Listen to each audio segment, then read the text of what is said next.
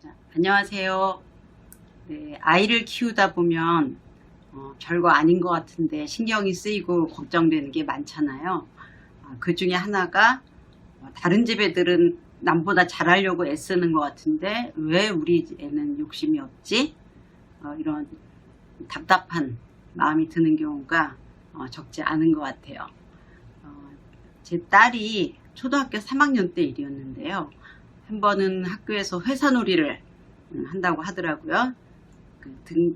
하교하고 집에 와서 이제 저한테 얘기를 하는데, 엄마 우리 반에서 회사놀이 하기로 했는데 나는 부장이야. 그러면서 굉장히 뿌듯하더라고요. 그래서 저는 그 말을 듣는 순간 바로 그러면 사장도 있고 전무도 있고 상무도 있는데 너는 부장이라고? 이렇게 저도 모르게 화를 냈습니다. 그래서 사장도 있지. 전무는 뭐야? 뭐 이러더라고요. 그래서 사장 있어? 그럼 너도 사장한다 그러지. 왜 부장을 해? 했더니 아니 다른 애가 먼저 사장을 하고 싶다 그래서 그래? 그럼 넌 내일 가서 회장한다 그래. 제가 이제 이렇게 말했습니다. 그랬더니 저희 딸이 엄마 회장이 뭐야? 그거 회의할 때 이렇게 앞에서 얘기하는 그런 거 말하는 거야? 이렇게 얘기해서 제가 아차 했습니다. 참 회장이 뭔지도 모르는 애한테 부장했다고 화를 내는 게 참 순간 창피하더라고요. 그렇지만 또 왠지 속상한 마음이 드는 것도 엄마 마음인 것 같습니다. 아마 여러분들도 그런 경험이 있을 것 같은데요. 다른 집 애들은 100점을 못 받으면 속상해하고 쟤는 다 맞았는데 왜 난 틀렸지?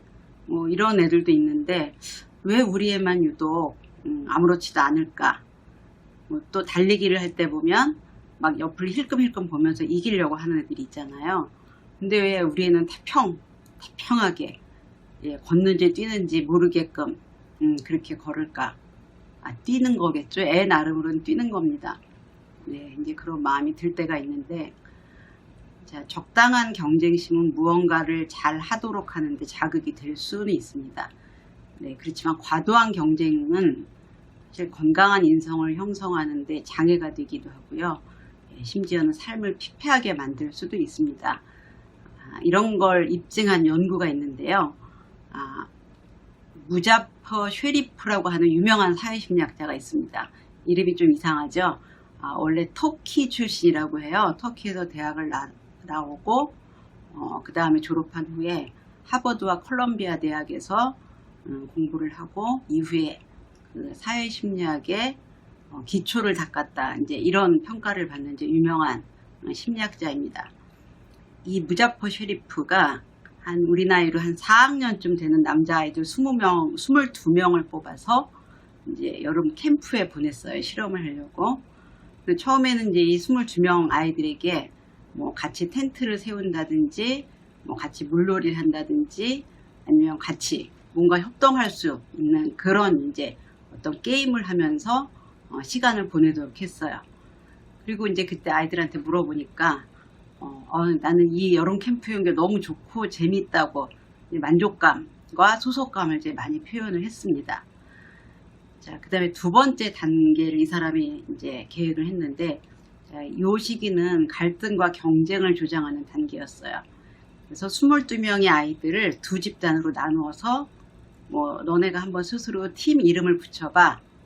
그래서 예를 들면 우리는 사자팀, 우리는 호랑이팀, 그렇게 이름을 붙이고 경쟁적인 어떤 그 게임을 하도록 했습니다. 줄다리기를 한다거나 예를 들면 무슨 피구, 그 다음에 예전에 제가 어렸을 때는 운동회 때 그런 거 했는데 왜 커다란 공 안에 반짝이 종 이렇게 놓고 막 던져갖고 이제 빨리 깨는 그런 게임 있죠. 그래서 저쪽에서 먼저 터지면 이렇게 펑 하고 먼저 이렇게 막 색색종이가 이제 떨어지는 예를 들면 그렇게 두 팀이 경쟁하는 이제 그런 게임을 하게끔 하고 이기는 팀한테 상금을 줬습니다.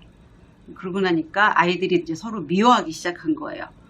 서로 미워해서 이렇게 막 눈만 마주쳐도 씩씩대고 심지어 이제 쟤네 팀하고는 같이 밥을 안 먹겠다. 이제 이렇게 서로 극도의 증오의 감정을 이제 보이기 시작했다 그래요. 그래서 이제 그 실험자는 마지막에 다시 이제 협동의 분위기를 만들기 위한 이제 그런 단계를 가졌습니다.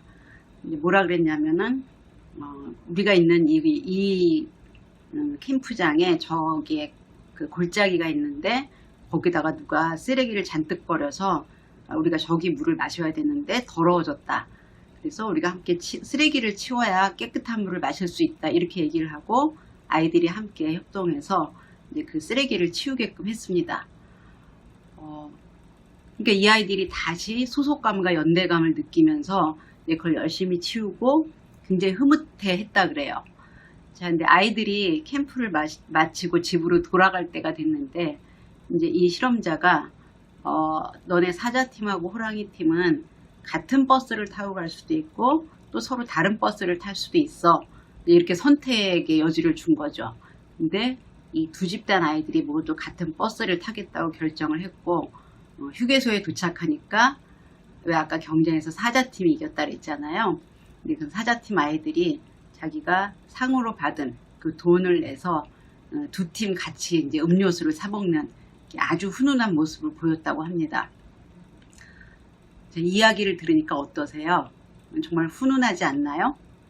자, 아이들 입장에서 생각해 보면 게임을 해서 이기고 상금을 받는 것도 뭐 기분 좋은 일이지만 자, 그게 더 기분이 좋았을까요? 아니면 서로 협동하고 내 것을 나누었을 때 느끼는 그런 만족감이 더 컸을까요? 여러분이 그 옆집 아이하고 비교했을 때 우리 아이가 시험을 못 보면 속상할 거예요. 근데 옆집에 있는 아이 엄마가 뭐 이렇게 먹을 게 있으면 같이 나누고 그 아이가 뭐 푸는 문제집, 저는 뭐 문제집이 도움이 되는지는 잘 모르겠는데 그런 정보들을 나누고 하면 아마 점수가 조금 떨어져도 기분이 훨씬 이 이웃에서 느끼는 훈훈함이 인생을 행복하게 만들지 않았을까 뭐 그런 생각을 합니다. 아마 이기적인 유전자, 뭐 이타적인 유전자, 뭐 이런 아주 굉장히 유명한 책이 있죠. 뭐 그거를 읽어보신 분도 있고 뭐 읽지 않은 분도 있겠지만 사람들은 태어나서부터 서로 협동하게끔 그렇게 만들어져 있다 그래요. 그래서 그 무엇보다도 서로의 연대감, 소속감을 느낄 때 가장 큰 행복을 느낄 수 있도록 그렇게 유전적으로 그런 유전자들이 쭉 이렇게 대를 이어서 내려온다고 하니까 아마 아이들은 서로 협력하고 같이 무언가를 할 때 훨씬 행복하게 느낄 겁니다. 자, 이제 이렇게 여기까지 말씀드리면 경쟁심보다는 협동심이 훨씬 더 좋을 수 있구나 이 정도로 느끼실 텐데 자, 경쟁심은 단지 아이들이 협동을 안 하기 때문에 만족감이 떨어지는 이상으로 어떤 삶의 부작용을 일으킬 수 있어요. 제가 상담했던 사례를 뭐 한두 명 예를 들어 드리면 한 번은 이제 초등학교 4학년 남자아이인데 학교 생활을 잘 못한다고 해서 이제 저한테 상담을 받으러 왔습니다. 학교 생활을 잘 못한다는 건 담임선생님도 그렇고 그 반 아이들도 그렇고 얘를 참 싫어한다는 거예요. 그래서 같이 놀지도 않고 그러려고 하는데 선생님이 중간에서 중재를 해도 아이들이 이제 얘를 거부한다는 거죠. 그래서 이제 그 상황을 알아보니까 이 아이가 축구를 굉장히 잘해요. 축구를 잘하는데 축구를 하면 이겨야 되는 거예요. 이기지 않으면 굉장히 불만스러워하고 그 다음 행동이 굉장히 문제가 되는데 게임이 딱 끝나자마자 이 시합에 이렇게 이제 우리 팀이 지면 자기네 팀에서 자기 생각하기에 어떤 쟤 때문에 졌다 싶은 애한테 막 달려가서 그렇게 화를 낸다 그러더라고요. 너 때문에 졌다고.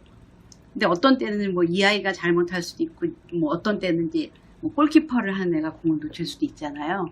그러니까 그 팀 안에 있는 모든 아이들이 얘가 끝나면 화를 낼까봐 좀 걱정을 하고 결국은 이제 얘랑 더 이상 축구를 같이 하고 싶지 않다고 그렇게 얘기를 해서 축구팀에 끼워주지 않는데 아무리 선생님이 설득을 해도 이제 4학년쯤 되니까 애들이 거절하면 쉽지 않았다고 해요. 근데 축구라는 게 팀플레이잖아요. 근데 그 팀원하고 조화를 이루지 못하니까 자기가 정말 좋아하고 잘하고 싶은 축구팀에서 오히려 배척되는 그런 결과를 갖고 왔는데 상담을 하면서 느낀 건 정말 경쟁심이 강했고, 경쟁심도 강하면서 또 협동하려는 마음도 있으면 괜찮은데, 이 아이가 굉장히 자기중심적이었어요.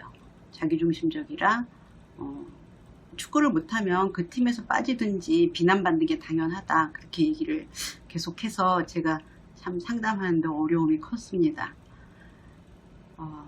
한 명 더 예를 들어드리면, 이 아이는 굉장히 공부를 잘하는 아이였어요. 여자아이인데 공부를 진짜 잘했어요. 제가 보기에도. 그러니까 이제 부모님이 얼마나 그 기대가 컸겠어요. 그래서 초등학교 들어가기 전부터 뭐 이렇게 이름난 학원이나 뭐 가야 선생님한테 이제 쭉 공부를 했는데, 그 얘한테 뭔가 좀 동기를 부여하는 방식으로 비교를 했어요. 근데 제가 몰랐었는데 어떤 학습 시스템은 그 온라인으로 아이들의 점수와 뭐 수행 정도를 이렇게 그래프 혹은 뭐라 그러죠? 뭘 하면은 주는 뭐 그런 달란트 이런 형식으로 표현하는 그런 학습 사이트 학원들이 있더라고요. 그러니까 이 아이는 눈만 뜨면 누구는 몇 개 했대더라, 누구는 뭐 몇 문제를 풀었대더라, 이제 이런 것들을 끊임없이 비교를 당한 거죠. 그러니까 이 아이 머릿속에는 친구들이라는 게 함께 어울려서 노는 대상이 아니라 잠재적인 경쟁 대상으로 모두를 다 느꼈습니다. 그래서 제가 물어봤어요. 너는 공부를 꽤 잘하니까 뭐 우수한 애들은 네 경쟁 대상이 될 수 있지만 또 어떤 아이들은 친구가 될 수도 있잖아. 그랬더니 아니, 언젠가는 걔가 치고 올라올 수 있어요. 그러니까 모든 아이들이 뭐 지금 성적과 상관없이 다 자기를 치고 앞서갈 수 있는 경쟁자라고 느끼면서 문제는 친구를 사귈 수 없게 됐습니다. 그러니까 어떤 친구를 만나도 긴장이 되고 불안하고 이제 이런 긴장감 속에서 학교를 쭉 다니다가 결국은 학교 생활이 너무 힘들어져서 굉장히 이른 나이인데 학교를 그만두게 됐어요. 학교를 그만두면 이제 아이가 편해져야 되는데 그렇지 않고 집에서 지내면서도 바깥에 잘 안 나가고 그런 적응을 잘 못하는 모습을 보이고 있어서 제가 굉장히 오랫동안 같이 상담을 했습니다.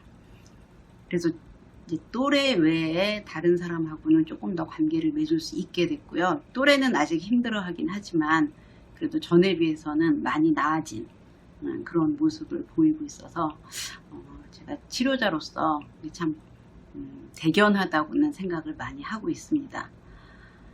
자, 뭐 이런 얘기들을 종합해 볼 때 적당한 협동심, 또 적당한 경쟁심, 이런 것들이 균형을 이룬다면 참 더 바랄 게 없겠지만 제가 임상에서 경험한 바에 비하면 대부분의 아이들은 경쟁심보다는 또래하고 같이 어울려서 놀고 뭐 협동하고 이런 것들을 훨씬 더 행복해합니다. 그래서 제가 한번 상상을 해봤어요. 그 저희 딸애가 회사놀이를 할 때 그 모둠에 있는 모든 애들이 다 사장을 하겠다고 하면 그 상황이 어떻게 됐을까요? 뭐 나도 사장할래, 아니야 내가 할래, 이렇게 다 했다면 사실은 그 경쟁이 계속되면서 아이들이 굉장히 기분이 상했겠죠. 상대를 미워하고. 자, 근데 그때 어떤 한 애가 그럼 내가 그냥 과장할게 라고 했다면 그 아이가 어떻게 보였을까요? 친구들한테. 뭐 쟤는 만만하니까 함부로 대해도 돼, 이렇게 생각했을까요? 아니면 쟤는 진짜 착해, 친구가 되고 싶어, 같이 놀고 싶어, 이런 마음이 들었을까요? 저는 당연히 먼저 앞장서서 협동하고 양보하는 아이가 아마 그 집단에서 가장 인기 있는 아이가 되지 않았을까 하는 생각이 듭니다. 자, 아마 이 정도 설명을 드리면 우리 아이는 왜 이렇게 욕심이 없지? 왜 이기려는 생각이 없지? 하는 걱정은 아마 많이 내려놓을 수 있지 않을까 생각이 듭니다. 이기는 데 대한 욕심보다는 다른 사람을 배려하고 협동하고 소속감을 느끼는 게 삶의 행복에는 훨씬 더 도움이 됩니다. 네, 들어주셔서 감사합니다.